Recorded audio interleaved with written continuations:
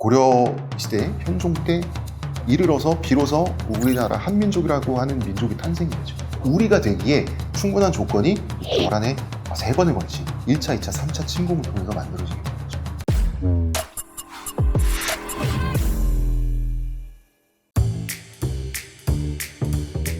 우리가 삼국시대 때, 고구려 백제 신라 삼국시대 때 아웅다웅 삼국이 지지고 볶고 싸운 것만 600년이 넘어요.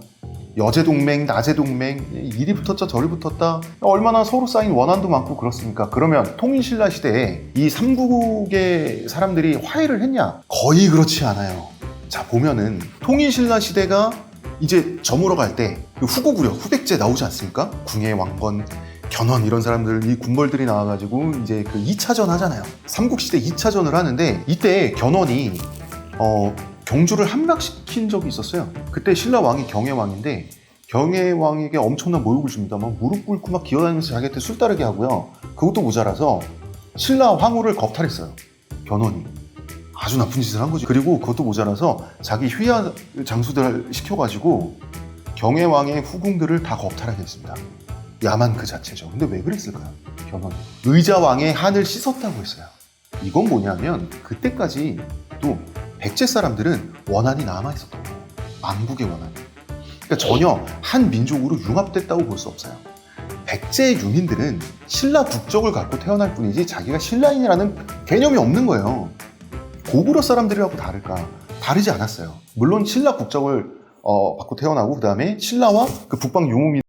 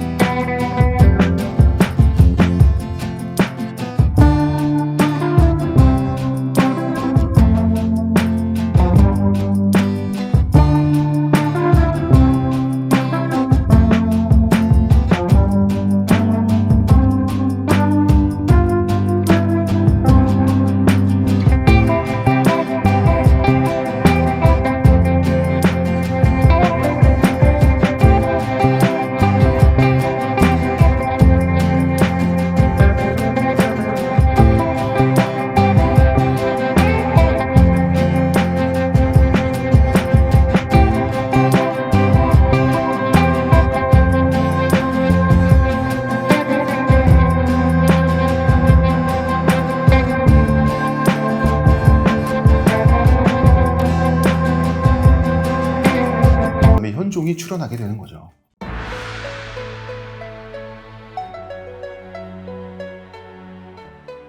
자, 그럼 거란은 어떤 나라인가? 가장 쉽게 설명을 한번 해볼까요? 우리 뭐 몽골 제국은 어떤 나라고, 거란은 어떤 나라고, 뭐 옛날에 말갈은 어떻고, 숙신, 물길, 여신 엄청 복잡해요. 여러분 이제 머릿속에 핑핑 도실 텐데 여기서는 유목 제국 중에 하나라고 생각을 하시면 돼요. 뭐 흉노가 됐든, 거란이 됐든, 위구르가 됐든 한 유목 집단이 초원의 지배 세력이 돼서 초원을 통일했다라는 소리가 나올 정도의 지배 세력이 되려면 이 사람들이 그냥 생활인들이 아니에요. 그냥 목동, 사냥꾼들이 아닙니다. 이 사람들은 군사 집단이에요. 싸우면서 군사 집단이 되고 군사 집단이기 때문에 싸움을 잘하게 되고 이 과정 끝에 초원의 패권을 차지한다. 그러면 제국이 되죠. 자, 그러면 이미 초원의 패권을 차지하기 전까지 군사 경제, 전쟁 경제로 굴러가는 전쟁 국가가 돼 있어요. 전쟁을 멈출 수 없습니다. 전쟁을 계속하지 않으면 쓰러지게 돼 있는 아주 사실은 위험성을 내포한 전쟁 경제거든요. 그러면 이제 초원은 통합했죠. 뭐 어디 삥 뜯을 때는 시베리아? 술록유목민? 거기 가난해서 왔다 갔다 교통비도 안 나와요. 어디 여진족, 동여진, 생여진 살고 있는 연해주 만주지방? 똑같습니다. 중국이나 한국 침공이에요. 이제는 정주 문명을 침공해서 삥을 뜯어내요. 멸망시키고. 자, 그러면 이 거란이라는 세력이 출현해서 초원의 패권을 차지하고 제국이 됐을 때 한반도를 침공하는 건 숙명적으로 정해진 일이 돼버려요. 왜냐? 최종 목표는 한반도겠습니까? 중국이겠습니까? 중국이에요. 인구도 많죠. 풍요롭죠. 전쟁에서 이기면 땅을 점유하지 않아도 삥 뜯을 거 엄청 많아요. 그런데 왜 한반도를 먼저 노려야 되냐면 중국에 군사를 몰리면 후방이 비잖아요. 그 빈 후방을 위협하는 게 한반도이기 때문입니다. 그래서 유목 제국들의 순서는 한반도를 먼저 쳐서, 그 사람들은 항상 그 생각을 해요. 한반도를 먼저 쳐서 한반도 왕조를 굴복시키든지 멸망시키든지 한반도 주민들을 다 노예로 만들든지 아니면 삥을 어마어마하게 뜯어가지고 중국을 정복하는 데 필요한 군자금을 한반도를 짜내서 그 짜낸 물을 마시고 중국을 침공한다는 계획이에요. 이 계획은 유목 제국들이 여러 번 세웠습니다. 그렇기 때문에 거란이 초원의 지배 세력이 됐고 제국이 되는 순간 한반도 침공은 예정된 겁니다. 당시에는 로마 제국도 이미 없었고요. 유럽은 분열돼 있었고 당시에는 송나라, 요나라가 G2예요. 당시 송나라의 전체 GDP가요. 전 세계의 절반을 넘었어요. 군사적으로 G1은 거란이었어요. 이 경제 G1인 송나라를 이게 틈만 나면 후드려 패는, 송나라가 번번이 지고 계속 그 세패라고 해가지고 이제 1년에 한 번씩 거란에 바쳐야 되는 그걸 세패라고 불렀거든요. 이게 전쟁에 싸움만 하면, 전투만 하면 져가지고 이 세패가 계속 늘어나요. 이게 송나라 입장에서도 이제 나중에는 고분고분하게 세패를 바치게 돼요. 왜냐하면 이제 전쟁보다 비용이 더 싼 거야. 이기면은 세패보다 전쟁이 싼데 지니까 세패가 더 싼 거거든요. 알아서 그냥 삑 뜯기자 이러고 있었고, 이제 군사 G1은 거란이었는데 바로 이 거란이 송나라의 세패를 받는 걸로 만족하지 않고 완전히 중원을 정복해서 중원 왕조가 되기 전에 해야 할 일은 한반도를 복속시키는 거였기 때문에 우리나라를 침공하게 되는데, 이것은요 당시 군사 지원인 거란이 고려를 침공한다, 더군다나 총력전으로 침공한다 라는 건 어떤 의미냐면, 지금 우리나라가 미국하고 적이 돼갔고요, 미 해군 모든 항공모함 전단이 미군의 전력 전체가 다 우리나라 서해바다에 와 있는 거랑 똑같은 상황이에요. 정말 똑같은 상황이에요. 여기서 고려가 이겨요.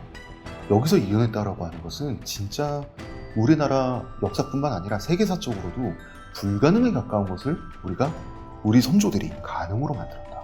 정말 어려운 일을 해냈습니다. 고려군이 괴멸적인 패배를 입습니다. 그래서 이 현종은 개경을 벌이고 피난을 가는데요, 현종이 도망가는데 현종을 4km 뒤까지 쫓아와요.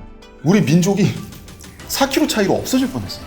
이때 엄청난 역할을 하게 된 거예요, 젊은이들이. 그러면서 젊은이들이 군대의 주역이 되고 세대 교체가 일어나는 겁니다. 현종 체제가 완성되는 것은 통주 전투 이유가 됩니다. 편이 될 수밖에 없어요. 동지의식이 생길 수밖에 없어요. 그러면 나는 신라 사람이고 고구려 사람이고 백제 사람이고 승리의 기억은 이 사람들을 하나로 만들기 충분하죠.